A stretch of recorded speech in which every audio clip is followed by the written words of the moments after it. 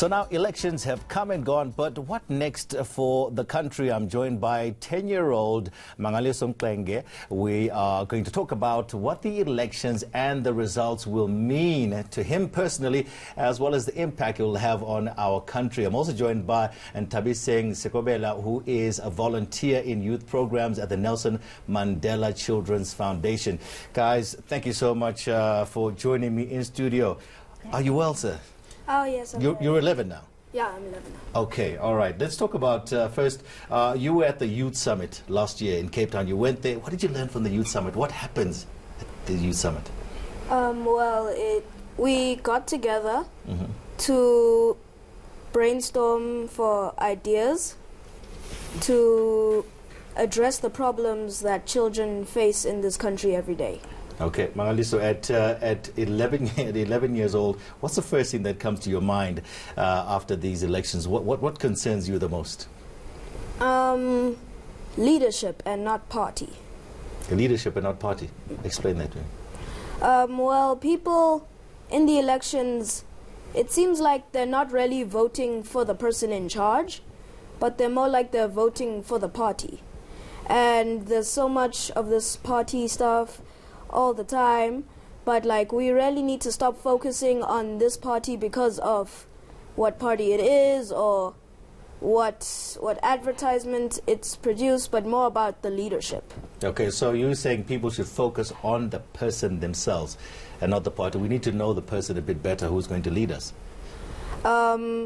Because politicians usually hide behind the party as defense against allegations, but when it comes to ideas, then only they come out. Okay. All right. Well spoken. Well said, young man. All right. Let's talk about the Nelson Mandela Children's Fund. What are your objectives? So from the time that I've joined the Nelson Mandela Children's Fund as a volunteer for the youth programs, particularly we started with the Youth Summit last year. It's basically giving a voice to the children. So they tell their side of the story and the future they envision for this country. Like even talking about the elections, it's that yes, you're voting, but the children have been saying we are not consultant in these conversations with political parties, and therefore you don't know what we need. So you are assuming this is what we need, but you're not consulting us. So we at the fund give the voice to the children so they can express how they're feeling and come up with solutions to some of the problems that they are facing. What's been the biggest concern of the youth that you've interacted with? Child safety. In schools and communities, online, everywhere. So they also have been voicing it out a lot that they need a more safe South Africa, you know, a South Africa that has opportunities for them and a better education system as well.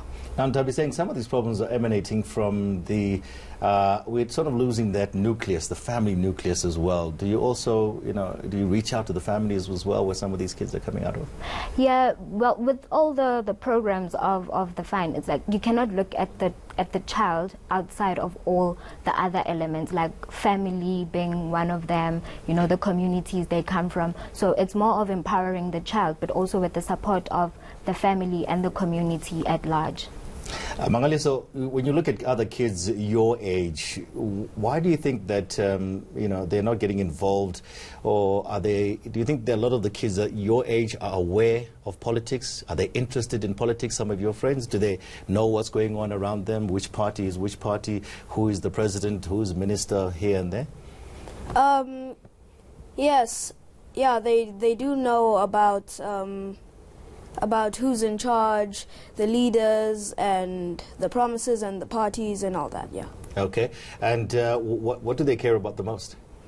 They don't really care about anything. Like during President Zuma's term in office, they mostly were just saying what their parents were saying, and they were just saying, Zuma must go, this and that and this and that, but they don't really, but now that he's gone, they don't really care about what's going on. Well, why do you care? Why did you take a keen interest?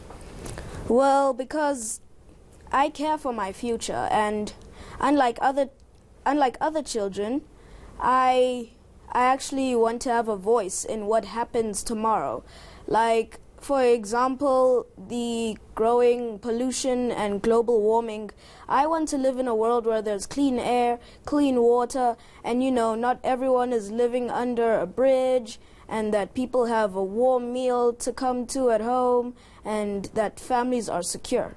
Do you think there are enough young people in politics? Do you see, when you look at, you're mentioning former President Zuma, President Ramaphosa, you're talking about that we should focus on the person and not the party. Do you see enough young people that maybe, I mean, I know you're only 11, but are there people when you look at politics that you can relate to?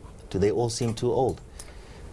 I think that they don't really have any new ideas for the country. Like, they're mostly focusing on business and health and economics, but they're not really focusing on what's important, which is, like, children are also very important in this country. Okay, 100%. Okay, now, just on the Nelson Mandela Children's Fund as well itself, are you also looking to groom leaders for the future? Because surely you look at the leaders and you identify one or two and say, listen, maybe this kid can go this far, and type of thing. Well, the idea of the Children's Fund is that children have a voice and children are leaders of tomorrow. Even with the Children's Manifesto that was documented by children, is that let's give children the voice to lead as they are leaders of tomorrow. So we are indeed looking at grooming the next leaders of South Africa. Are you happy when you look at Parliament now? We've got, I think, 4 of the hashtag Fees Must Fall leaders who are now going to be MPs. Do you think we're getting enough young people coming into the Parliament, into politics at the moment? Type of thing? Personally, I think we are getting there. We just need now the political parties also to start grooming the young leaders within their spaces, not just when it comes to election time. So I think we're getting there. There's a lot of talk of apathy. When you talk of the youth in South Africa when it comes to voting itself, do you think it's actually apathy, or do you think maybe we're just not, or the political parties are not reaching them in, like you say, in their spaces, using the tools that they can relate to? I don't think they are going into where the children are. Like, for example, with the Children's Manifesto, again, the children, a lot of political parties were invited to be part of when the children were presenting their Children's Manifesto, and not a lot of political parties came through. So there again, the children raised the issue to say it means they are not that important if we send you an invite and you don't honor it. So I think that the political parties need to go to the grass level and start engaging with the children, because they are eager to be involved and they have solutions, but they're not given the time or the space. So that's how the country can grow, so that we hear what they have to say and there are solutions to some of the things that they see. Maali, so if you were to speak to President Cyril Ramaphosa tomorrow, what would you say to him? I would probably ask him, what are some of your ideas on child safety? What would you say, child safety? Are you worried about your safety at school, at home, or just down the, in the street? Are you talking about in general? Do you worry when you're at school about your safety? Well, I don't really worry that much about when I'm in school, but I'm talking about really on the way to school. Yeah. You see, like in America or New Zealand, you see children can actually walk to school around their neighborhood, and they won't get kidnapped or anything. But you see, in South Africa, you can't even send your child on an Uber to school safely because of the taxis, and also thieves. They target children, murderers. They target children as they're going to school. So the country is kind of in a state of fear now because of this overwhelming crime wave. Okay, all right. Well said. Okay, that 11-year-old Mangaliso Mklenge, thank you so much. So you're part of the Kids Parliament. Will you be participating? I Yeah, know. you. Okay, all right, fantastic. Tabi Singh, thank you so much. Volunteer youth programs from the Nelson Mandela Children's Fund. Thank you guys for coming in. Thank you.